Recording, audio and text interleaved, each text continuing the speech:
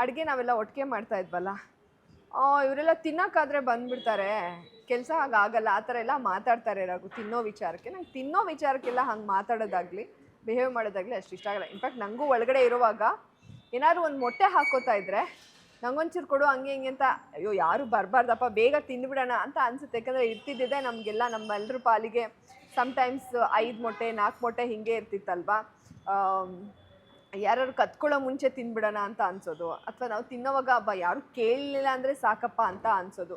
ನನಗೂ ಒಂದ್ಸಲ ನಮ್ಗೇನು ಅನ್ಸುತ್ತೆ, ಬೇಕಾದರೆ ಅವ್ರು ಹಾಕ್ಕೊಳ್ಳಿ, ನಾವು ನಮಗಿರೋದೇ 1 ಮೊಟ್ಟೆಲಿ ಏನೋ ಕೊಡಬೇಕು ಅನ್ನೋ ಥರ ಫೀಲ್ ಆಗುತ್ತೆ. ನನಗೂ ಒಂದ್ಸಲ ರಿಷಾ ನಾನು ತಿನ್ನೋವಾಗ ಮೊಟ್ಟೆ ಏನೋ ಕೇಳಿದ್ದು ಅಂದರೆ, ಇಲ್ಲ ನೀನು ಹಾಕೋ ಹೋಗಿ ಅಂತಲೂ ನಾನು ಹೇಳಿದ್ದೀನಿ.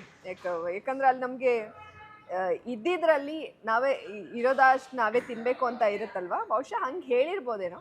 ರಘುದು ತುಂಬ ತಪ್ಪು ಅಂತ ಏನಿಲ್ಲ, ಗಿಲ್ಲಿ ಬಗ್ಗೆನೂ ಏನು ತುಂಬ ಸಿಂಪತಿ ಅಂತಲ್ಲ, ಅಲ್ಲಿಂದ ಚಪಾತಿ ಇರುತ್ತಲ್ಲ ಹೋಗಿ ಮಾಡಿಸ್ಕೊಂತ ಹೇಳ್ಬೋದು, ಅದು ಏನೇನೋ ಜಗಳಕ್ಕೆ ಹಂಗೆ ರಿಯಾಕ್ಟ್ ಮಾಡಿರ್ಬೋದು. ಬಟ್ ತಿನ್ನೋ ವಿಚಾರ ಅಂತ ಬಂದಾಗ ಅದು ನೋಡಿದಾಗ ಎಲ್ರಿಗೂ ಬೇಜಾರಾಗುತ್ತೆ. 1 ಪೀಸ್ ಕೊಟ್ಬಿಡ್ಬೋದಾಗಿತ್ತು ರಘು.